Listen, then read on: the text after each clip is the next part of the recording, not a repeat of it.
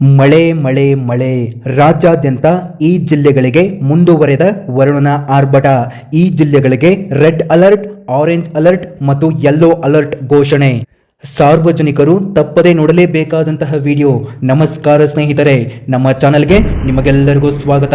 ಕರ್ನಾಟಕದಲ್ಲಿ ಮುಂಗಾರು ಮಾರುತಗಳ ಸಂಪೂರ್ಣವಾಗಿ ಚುರುಕುಗೊಂಡಿದ್ದು ಮುಂದಿನ ಕೆಲವು ದಿನಗಳಲ್ಲಿ ರಾಜ್ಯದ ಹಲವೆಡೆ ಭಾರೀ ಭೀತಿ, ಅತಿ ಭಾರಿ ಮಳೆಯಾಗುವ ಮುನ್ಸೂಚನೆ ಹವಾಮಾನ ಇಲಾಖೆ ನೀಡಿದೆ. ಎಷ್ಟು ದಿನಗಳ ಕಾಲ ಈ ಮಳೆ ಇರಲಿದೆ ಮತ್ತು ಈ ಒಂದು ಜಿಲ್ಲೆಗಳಿಗೆ ಆರೆಂಜ್ ಅಲರ್ಟ್ ಮತ್ತು ಇನ್ನೂ ಕೆಲವು ಜಿಲ್ಲೆಗಳಿಗೆ ಯೆಲ್ಲೋ ಅಲರ್ಟ್ ಘೋಷಿಸಲಾಗಿದೆ ಮತ್ತು ಕೆಲವು ಜಿಲ್ಲೆಗಳಿಗೆ ರೆಡ್ ಅಲರ್ಟ್ ಅಂತಾನೆ ಹೇಳಬಹುದು.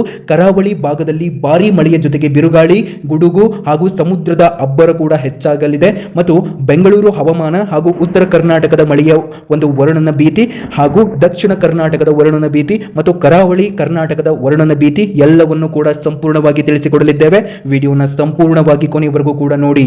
ವೀಕ್ಷಕರೇ, ವಿಡಿಯೋನ ಕಂಟಿನ್ಯೂ ಮಾಡೋಕ್ಕಿಂತ ಮೊದಲು ನನ್ನೊಂದು ಚಿಕ್ಕ ರಿಕ್ವೆಸ್ಟ್, ನಾವು ನಿಮಗೆ ಒರಿಜಿನಲ್ ಇನ್ಫಾರ್ಮೇಶನ್ ಮಾತ್ರ ಕೊಡೋದು, ಯಾವುದೇ ರೀತಿ ಬೇಡದಿರುವಂತಹ ವಿಡಿಯೋಸ್ಗಳು ಮತ್ತು ನಿಮಗೆ ಡಿಸ್ಟರ್ಬ್ ಆಗುವಂತಹ ಅಪ್ಡೇಟ್ಗಳನ್ನು ಎಂದೂ ಕೂಡ ಅಪ್ಲೋಡ್ ಮಾಡೋದಿಲ್ಲ. ಹಾಗಾಗಿ ವಿಡಿಯೋನ ನೋಡ್ತಾ ಇರುವಂತಹ ವೀಕ್ಷಕರು ಯಾರಿನ್ನೂ ಕೂಡ ವಿಡಿಯೋಗೆ ಸಬ್ಸ್ಕ್ರೈಬ್ ಮಾಡಿಲ್ಲ ಅಂದ್ರೆ ನಮ್ಮ ಚಾನಲ್ಗೆ ಈಗಲೇ ಕೆಳಗಡೆ ಕಾಣುವಂತಹ ಸಬ್ಸ್ಕ್ರೈಬ್ ಬಟನ್ ಮೇಲೆ ಪ್ರೆಸ್ ಮಾಡಿ ಅದರ ಮೇಲೆ ಕ್ಲಿಕ್ ಮಾಡಿ ಪ್ರತಿಯೊಬ್ಬ ವೀಕ್ಷಕರು ಕೂಡ ತಪ್ಪದೆ ಸಬ್ಸ್ಕ್ರೈಬ್ ಆಗಿ. ಹಾಗೆ ಈ ಒಂದು ವಿಡಿಯೋನ ನೋಡ್ತಾ ಇರುವಂತಹ ವೀಕ್ಷಕರು ವಿಡಿಯೋಗೆ ಯಾರಿನ್ನೂ ಲೈಕ್ ಮಾಡಿಲ್ಲ ಅಂದ್ರೆ ವಿಡಿಯೋಗೆ ತಪ್ಪದೆ ಒಂದು ಲೈಕ್ ಅನ್ನು ಮಾಡಿ ಮತ್ತು ವಿಡಿಯೋನ ಸಂಪೂರ್ಣವಾಗಿ ಕೊನೆಯ ತನಕ ನೋಡಿ. ಎಲ್ಲ ಮಾಹಿತಿಯನ್ನ ತಿಳಿದುಕೊಳ್ಳಿ. ವಿಡಿಯೋನ ಕೊನೆಯವರೆಗೂ ಕೂಡ ನೋಡಿ. ಸ್ನೇಹಿತರೆ, ದಕ್ಷಿಣ ಕನ್ನಡ ಜಿಲ್ಲೆಯ ಮೂಲಕ ಕರ್ನಾಟಕ ಪ್ರವೇಶಿಸಿದ ಮುಂಗಾರು ಮಾರುತಗಳು ಅತ್ಯಂತ ವೇಗವಾಗಿ ರಾಜ್ಯದ ಹಲವು ಭಾಗಗಳಿಗೆ ವ್ಯಾಪಿಸಿದೆ. ಕರಾವಳಿ ಜಿಲ್ಲೆಗಳಾದ ಉತ್ತರ ಕನ್ನಡ, ಉಡುಪಿ ಹಾಗೂ ದಕ್ಷಿಣ ಕನ್ನಡ ಜಿಲ್ಲೆಗಳ ಜೊತೆಗೆ ಬೆಳಗಾವಿ, ಧಾರವಾಡ, ಹಾವೇರಿ, ಶಿವಮೊಗ್ಗ, ಚಿಕ್ಕಮಗಳೂರು, ಹಾಸನ, ಕೊಡಗು, ಮೈಸೂರು ಸೇರಿದಂತೆ ಅನೇಕ ಜಿಲ್ಲೆಗಳಲ್ಲಿ ಮಳೆಯ ಚಟುವಟಿಕೆ ಹೆಚ್ಚಾಗಿದೆ. ಹವಾಮಾನ ಇಲಾಖೆಯ ಪ್ರಕಾರ ಮುಂದಿನ ದಿನಗಳಲ್ಲಿ ರಾಜ್ಯಾದ್ಯಂತ ಉತ್ತಮ ಮಳೆಯಾಗುವ ಸಾಧ್ಯತೆ ಇದೆ. ಇದು ರೈತರಿಗೆ ಸಂತಸದ ಸುದ್ದಿಯಾಗಿದ್ದು ಕೃಷಿ ಚಟುವಟಿಕೆಗಳು ಮತ್ತಷ್ಟು ವೇಗ ಪಡೆಯುವ ನಿರೀಕ್ಷೆ ಇದೆ. ಇದೀಗ ಅತ್ಯಂತ ಪ್ರಮುಖ ಮಾಹಿತಿ ಕಡೆಗೆ ಬರೋಣ. ಸ್ನೇಹಿತರೆ, ಜೂನ್ 10 ಮತ್ತು 11ರವರೆಗೆ ಭಾರೀ ಹಾಗೂ ಅತಿ ಭಾರಿ ಮಳೆಯಾಗುವ ಮುನ್ಸೂಚನೆ ಇರುವ ಕಾರಣ ಹವಾಮಾನ ಇಲಾಖೆ 3 ಜಿಲ್ಲೆಗಳಿಗೆ ಆರೆಂಜ್ ಅಲರ್ಟ್ ಘೋಷಿಸಿದೆ. ಅವುಗಳೆಂದರೆ ಉತ್ತರ ಕನ್ನಡ ಜಿಲ್ಲೆಗೆ, ಉಡುಪಿ ಜಿಲ್ಲೆಗೆ, ದಕ್ಷಿಣ ಕನ್ನಡ ಜಿಲ್ಲೆಗೆ.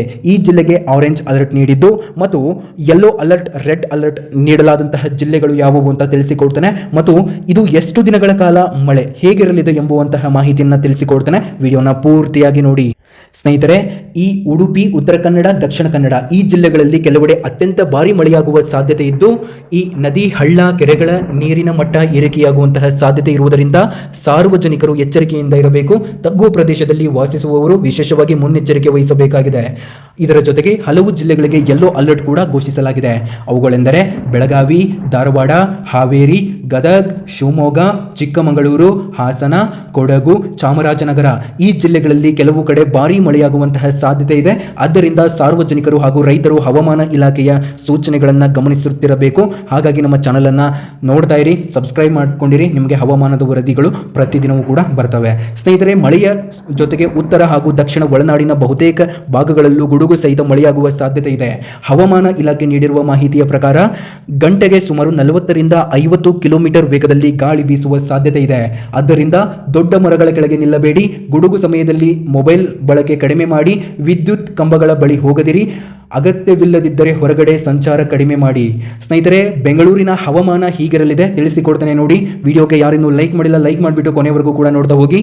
ನೋಡಿ, ರಾಜಧಾನಿ ಬೆಂಗಳೂರಿನ ಜನತೆಗೆ ಕೂಡ ಮುಖ್ಯ ಮಾಹಿತಿ ಇದೆ. ಮುಂದಿನ 5 ದಿನಗಳ ಕಾಲ ಬೆಂಗಳೂರಿನಲ್ಲಿ ಗುಡುಗು, ಸಿಡಿಲು ಸಹಿತ ಮಳೆ ಆಗಲಿದೆ. ಆದರೆ ಸಾಧಾರಣ ಮಳೆಯಾಗುವಂತಹ ಸಾಧ್ಯತೆ ಇದೆ. ಇದರ ಜೊತೆಗೆ ಗುಡುಗು ಹಾಗೂ ಬಿರುಗಾಳಿಯ ವಾತಾವರಣ ಮುಂದುವರಿಯಲಿದೆ.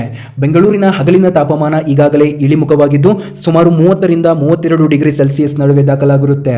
ಹಠಾತ್ ಮಳೆಯಾಗುವ ಸಾಧ್ಯತೆ ಇರುವುದರಿಂದ ವಾಹನ ಸವಾರರು ವಿಶೇಷ ಎಚ್ಚರಿಕೆ ವಹಿಸಬೇಕಾಗಿದೆ ಮತ್ತು ಮೀನುಗಾರರಿಗೆ ಮಹತ್ವದ ಎಚ್ಚರಿಕೆಯನ್ನು ಕೊಡಲಾಗಿದೆ. ಸಾರ್ವಜನಿಕರಿಗೆ ವಿಶೇಷ ಎಚ್ಚರಿಕೆಯನ್ನು ಕೊಡಲಾಗಿದೆ. ರೈತರಿಗೆ ಇಲ್ಲಿ ಮಾಹಿತಿಯನ್ನು ಕೊಡಲಾಗಿದೆ. ಕರಾವಳಿ ಭಾಗದ ಮೀನುಗಾರರು ಈ ಮಾಹಿತಿಯನ್ನು ಗಮನಿಸಬೇಕು. ವೀಕ್ಷಕರೇ, ಇಲ್ಲಿ ಪೂರ್ವ ಅರಬ್ಬಿ ಸಮುದ್ರದಲ್ಲಿ ಗಾಳಿಯ ತೀವ್ರತೆ ಹೆಚ್ಚಾಗಿರುವ ಕಾರಣ ಕರಾವಳಿ ಪ್ರದೇಶದಲ್ಲಿ ಭಾರೀ ಗಾಳಿ ಬೀಸುತ್ತೆ. ಈ ಹಿನ್ನೆಲೆಯಲ್ಲಿ ಹವಾಮಾನ ಇಲಾಖೆ ಮೀನುಗಾರರಿಗೆ ಸಮುದ್ರಕ್ಕೆ ತೆರಳದಂತೆ ಎಚ್ಚರಿಕೆ ನೀಡಿದೆ. ಸಮುದ್ರದಲ್ಲಿ ಅಲೆಗಳ ಎತ್ತರ ಹೆಚ್ಚಾಗುವ ಸಾಧ್ಯತೆ ಇರುವುದರಿಂದ ಮೀನುಗಾರರು ತಮ್ಮ ಸುರಕ್ಷತೆಯನ್ನ ಮೊದಲಿಗೆ ಆದ್ಯತೆಯಾಗಿ ಪರಿಗಣಿಸಬೇಕು. ರೈತರಿಗೆ ಕೃಷಿ ಸಲಹೆಗಳನ್ನು ಕೊಡಲಾಗಿದೆ. ಇದೀಗ ರೈತರಿಗೆ ಅತ್ಯಂತ ಉಪಯುಕ್ತ ಮಾಹಿತಿಯನ್ನು ತಿಳಿದುಕೊಳ್ಳಿ.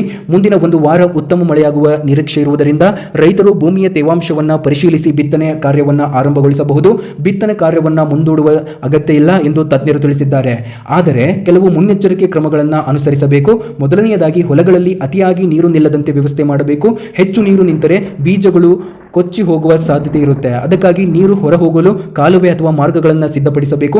ಇದು ಬೆಳೆಗಳ ರಕ್ಷಣೆ ಮಾತ್ರವಲ್ಲದೆ ಅಂತರ್ಜಲ ಮಟ್ಟ ಹೆಚ್ಚಾಗುವ ಸಹ ಸಹಾಯ ಮಾಡುತ್ತೆ. ಇದರ ಜೊತೆಗೆ ವಿವಿಧ ಕೃಷಿ ವಿಶ್ವವಿದ್ಯಾಲಯಗಳು ಹಾಗೂ ಕೃಷಿ ಹವಾಮಾನ ಕೇಂದ್ರಗಳು ನೀಡುವ ವೈಜ್ಞಾನಿಕ ಸಲಹೆಗಳನ್ನು ರೈತರು ಪಾಲಿಸಬೇಕು. ಸಾರ್ವಜನಿಕರಿಗೆ ವಿಶೇಷವಾಗಿ ಮಾಹಿತಿಯನ್ನು ಕೊಡಲಾಗಿದೆ.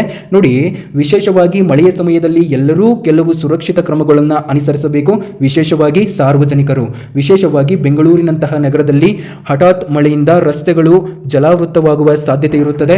ಅಂತಹ ಸಂದರ್ಭದಲ್ಲಿ ನೀರು ತುಂಬಿರುವ ರಸ್ತೆಗಳಲ್ಲಿ ಅನಗತ್ಯವಾಗಿ ಸಂಚರಿಸಬೇಡಿ. ಅಪರಿಚಿತ ರಸ್ತೆಗಳಲ್ಲಿ ವಾಹನ ಚಲಾಯಿಸಬೇಡಿ. ಮ್ಯಾನ್ಹೋಲ್ ಅಥವಾ ತಗ್ಗು ಪ್ರದೇಶದಲ್ಲಿ ನೀರಿನಲ್ಲಿ ಕಾಣಿಸದೆ ಅಪಾಯ ಉಂಟಾಗಬಹುದು. ಮತ್ತು ಇಲ್ಲಿ ಮಳೆ ನೀರಿನಲ್ಲಿ ವಿದ್ಯುತ್ ಕೇಬಲ್ಗಳನ್ನು ಇರಬಹುದಾದ್ದರಿಂದ ಜಾಗ್ರತೆ ವಹಿಸಿ.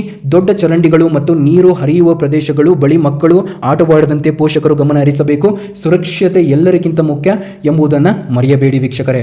ಹವಾಮಾನ ಮಾಹಿತಿ ಪಡೆಯಲು ನೋಡಿ, ಒಂದು ಆ್ಯಪ್ ಇದೆ. ಹವಾಮಾನ ಮಾಹಿತಿ ನೇರವಾಗಿ ಪಡೆಯಲು ಕೇಂದ್ರ ಹವಾಮಾನ ಇಲಾಖೆಯ ಒಂದು ಅಧಿಕೃತ ಮಾಹಿತಿಗಾಗಿ ಮೌಸಮ್ ಆ್ಯಪ್ ಮತ್ತು ಡಾಮಿನಿ ಆ್ಯಪ್ ಹಾಗೂ ಮೆಘಾಡಾಟ್ ಈ ಒಂದು ಆ್ಯಪ್ ಅನ್ನು ಉಪಯೋಗಿಸಬಹುದು.